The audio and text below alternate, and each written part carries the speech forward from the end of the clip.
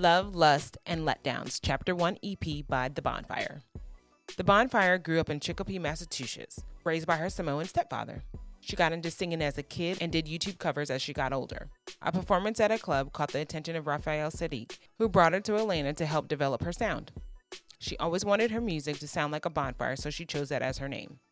She signed with Reid's Hitco record label. How do we feel about it? Here's our honest review of Love, Lust, and Letdowns, Chapter 1 EP by The Bonfire. All right, y'all. Love, Love, and Lust, and Letdowns. I think I said that right. Chapter 1 by The Bonfire. Yep. Had you heard of The Bonfire before this? Yes. Okay, because I sure as hell did not. How did you hear about her? Radio. Oh, okay. What song did they play? Did you remind me? No, You Say. Oh, okay. That song's a couple years old, I think. Because after that, I looked up one of her past projects, and I forgot to tell you about it because it was pretty dope. I forgot which one it was. Okay. How you feel about that artwork?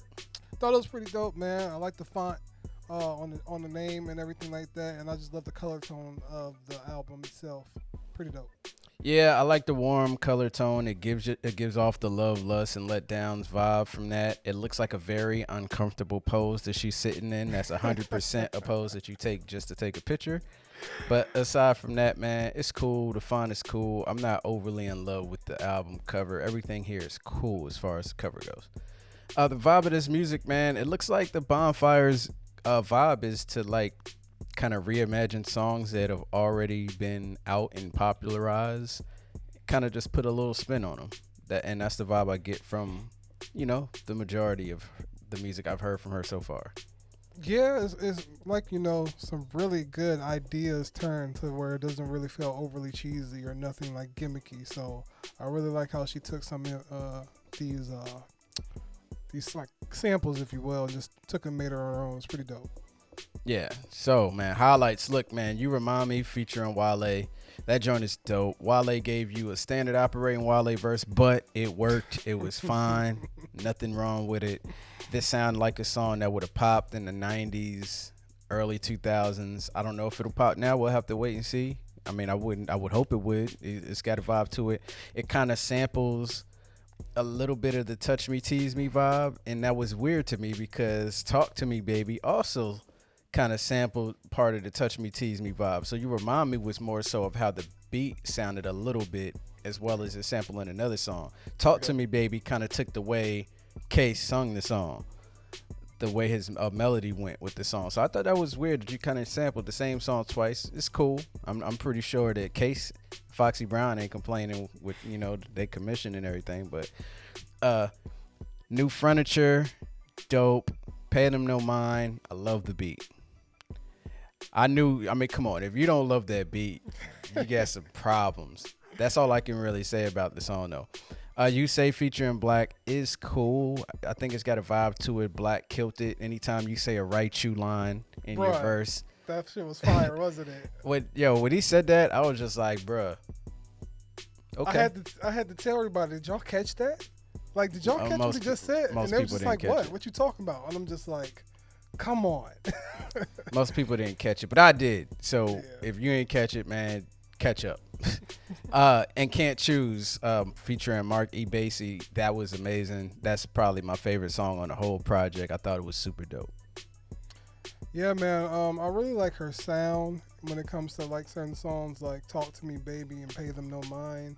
I really love the production on this album because how it takes these songs that and writings that you're familiar with, and she kind of makes it, I guess, her own type of unique spin.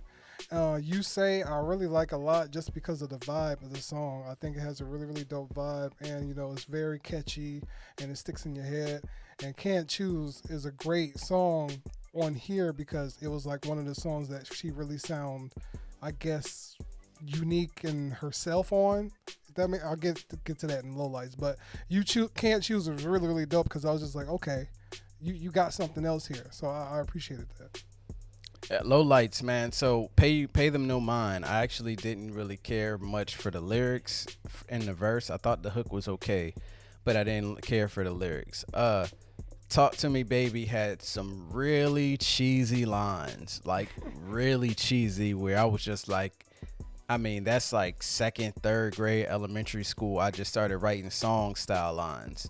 So you got to tighten up some of those lines for real, for real. And my overall low light is the fact that the majority of the writing here sounded like somebody kind of tried to jock Hitmaker style. Whoever that guy is that they shout out on a couple of tracks, I can't remember his name. Something I can't remember what is H Money.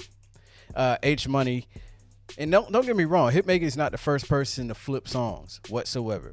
It's just that it's like his thing to take a song from the 90s, early 2000s and kind of reimagine it into a hit record.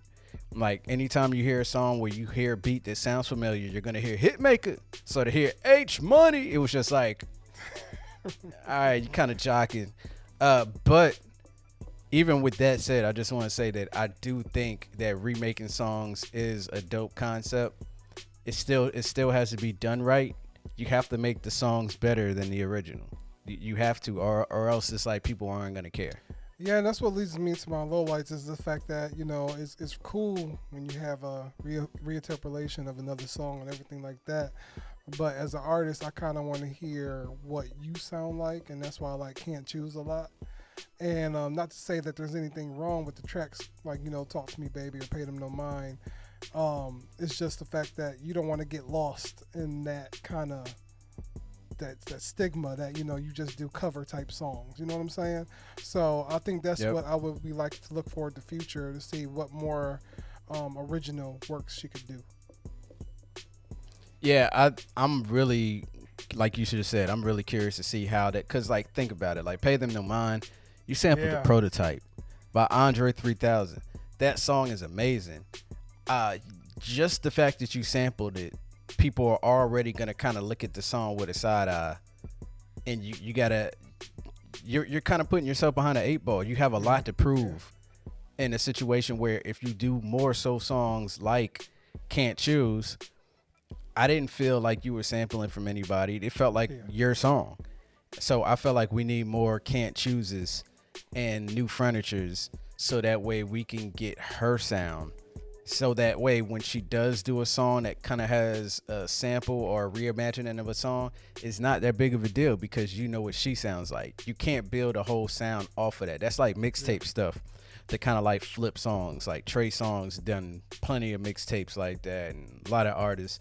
So I don't think it's a good idea to base your career off of flipping songs just because you're always going to have a lot to live up to and then people are never going to know who you are as an artist. Yeah, most definitely, man. I feel like she has a strong voice. I feel like that, you know, she has that R&B vibe down pat and everything like that. It's just when you want to think about the longevity of this, I think some of these could last, but for the most part, me as a listener, I want to hear more of like her personality and what she has to bring. Final grade, man. Look, is there some dope music here? Absolutely. Is it the most amazing music I've heard? Not really, but I'm gonna still give it a check. I feel like it deserves a listen to because I feel like if you like flips, you might enjoy this. You might not like any of the songs at all because you love the original songs too much. Either way, cool. Just lend it your ear. Listen to the 3 songs in the playlist for the week. Make your own choice and move on from there. Yeah, most definitely. I'm going to give it a check as well. I enjoyed it throughout, and I thought that, you know, she brought something cool to the table to listen, you know, for a nice weekend and chill playlist and everything like that.